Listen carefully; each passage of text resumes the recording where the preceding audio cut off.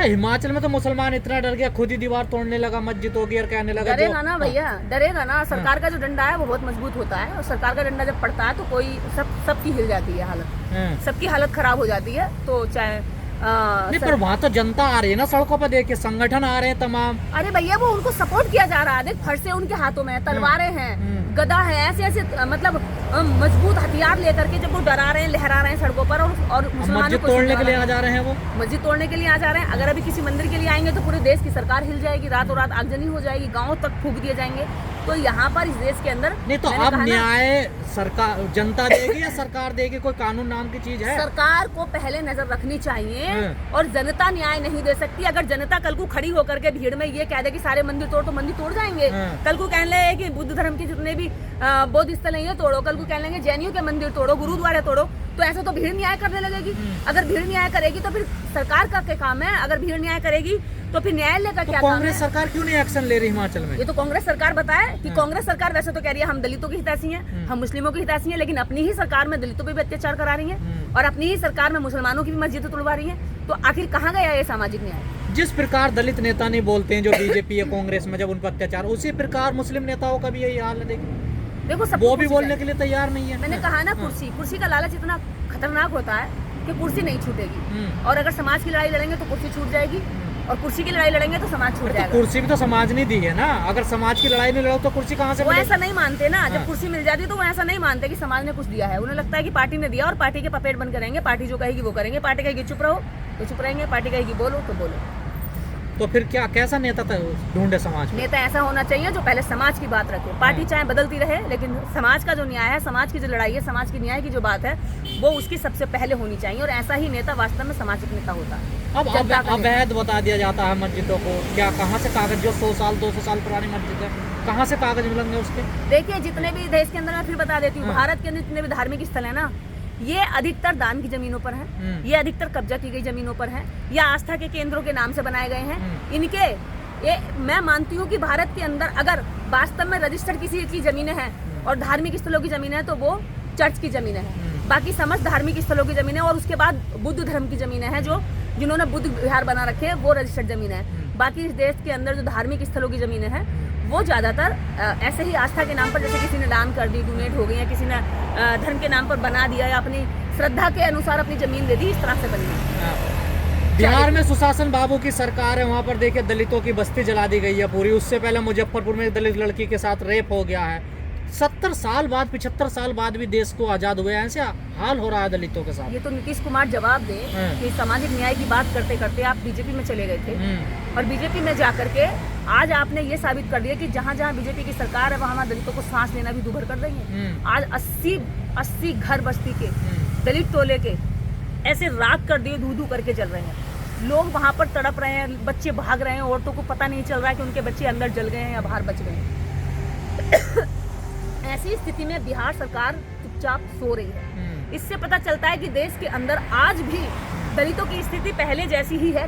कुछ स्थानों पर तो इतनी बुरी हालत है कि 1947 का भारत अगर आपको देखना हो तो बिहार के कुछ एरिया में आप जाइए जहाँ छतें नहीं है, खपरेल पड़ी है, जहाँ लोगों के पास में खाने के लिए नहीं है, नमक से रोटी खा रहा है, जहाँ लोगों के पास रहने के लिए नहीं है, जहाँ लोगों के पास पहनने के लिए नहीं है, रोजगार नहीं है। तो ऐसी स्थिति में रहने वाले दलितों की और क्या ही तुम हाल होगे, और क्या ही तुम उनका बर्बाद करोगे।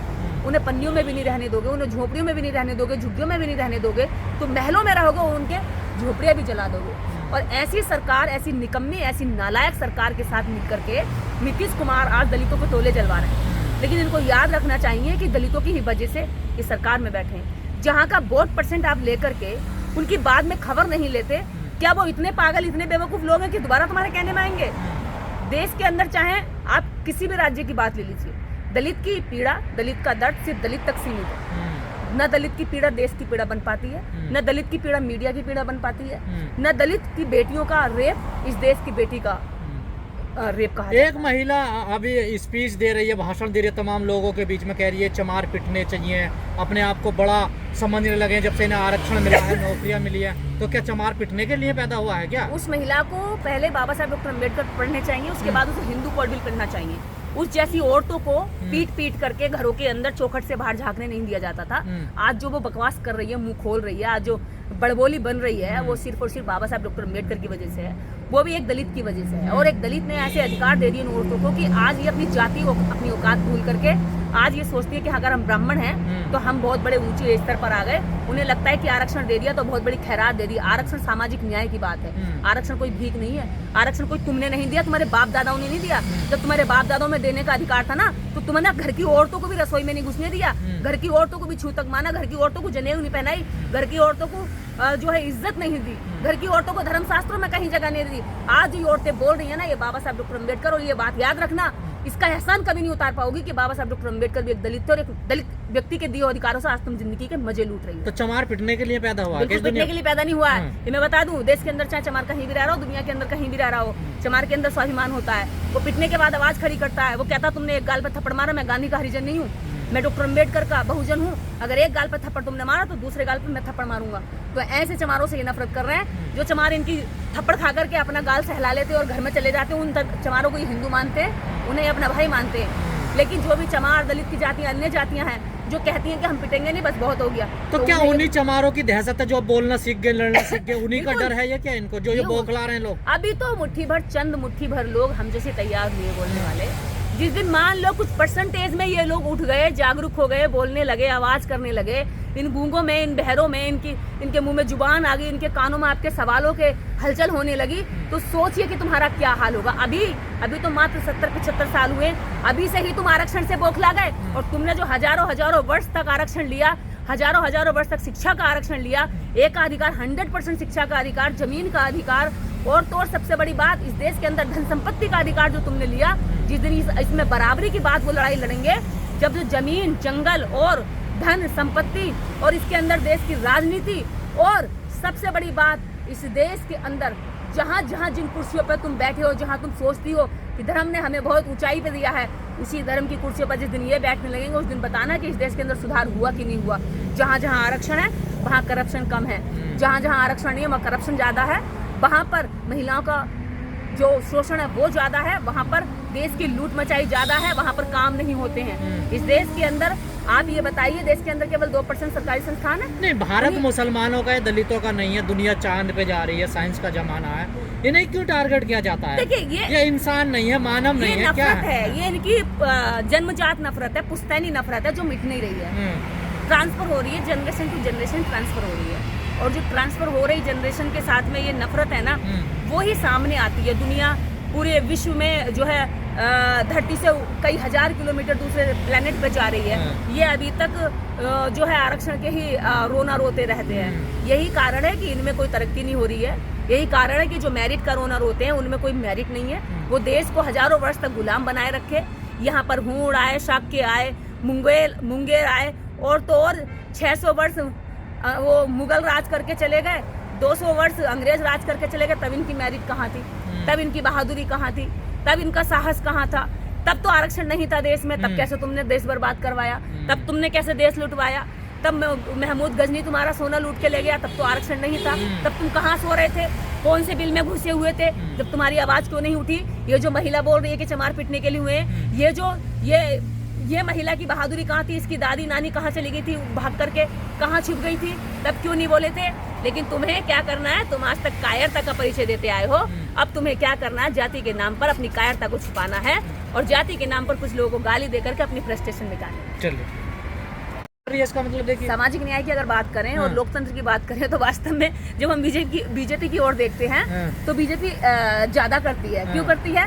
क्योंकि बीजेपी को इसके फॉर्मूले आते हैं। भले ही वो उसके पास पावर 0 रखे, लेकिन चेहरा दिखा देती, देखो जी ये चेहरा है, ये दलित का हिस्सेदारी तो देती है ना। देखिए, तो कांग्रेस जो है भाषण में दे रही है हिस्सेदारी, और बाकी पार्टियां उसको दिखा करके लोगों को जो मीठा तरीके से अपनी ओर ला सकती हैं, इसका चेहरा दिखा रही है। बाकी ना तो सामाजिक न्याय बीजेपी, दलितों के लिए ना तो सामाजिक न्याय बीजेपी में है ना कांग्रेस में। आप ये सोचें कि कांग्रेस के अंदर अगर न्याय नहीं हो रहा तो एक तरफ हमारी बहुत प्यारी हम गले लगाने लायक बीजेपी हो गई। बीजेपी में भी ऐसा कोई न्याय नहीं है, लेकिन हाँ, वो एक तरह से इस बात को समझती है कि जो वोटर कांग्रेस की ओर भाग रहा है, जो बसपा की ओर जा रहा है, वो असपा की ओर जा रहा है, उस वोटर को जातियों में बांट के उनका भगवान देकर उनको एक तरफ वो शिफ्ट करने की कला जानती है। अभी तक आरोप लग रहा 2014 से कि बिल्डोजर या मस्जिदों को निशाना उन राज्यों में बनाया जा रहा है जहाँ पर बीजेपी की सरकार।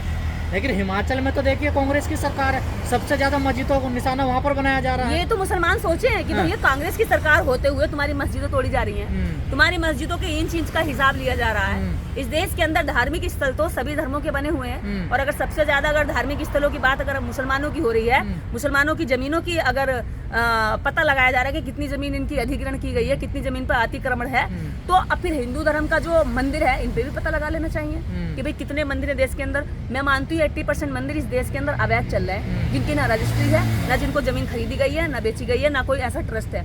बस ऐसे ही कहीं पे एक मूर्ति रख दी है, पत्थर रख दिया, टीका लगा दिया, तेल चढ़ा दिया, और धीरे धीरे उसको जो मंदिर के रूप में बना अब तो अवैध मस्जिद बताई जा रही है हिमाचल में। देखिए जहाँ कांग्रेस है वहाँ भी मुसलमानों के साथ अत्याचार हो रहा है, जहाँ बीजेपी है वहाँ भी मुसलमानों के साथ अत्याचार हो रहा है। मुसलमान और दलित ये दो सभी पार्टियों के लिए सॉफ्ट टारगेट। अगर इनका कोई साथ दे सकता है वास्तव में तो बहुजन पार्टियां हैं, और बहुजन पार्टियां ही इनके लिए अपना जो 100% है वो सामाजिक न्याय पर काम कर सकती है। अभी तक कांग्रेस के सिर्फ भाषण सामने आए हैं, और सामाजिक न्याय पर कोई भी प्रतिक्रिया, कोई भी काम या कोई भी एक्शन अभी सामने नहीं है। तो मुसलमान क्या करे आखिर? बीजेपी में भी वही हाल है, कांग्रेस में वही हाल है।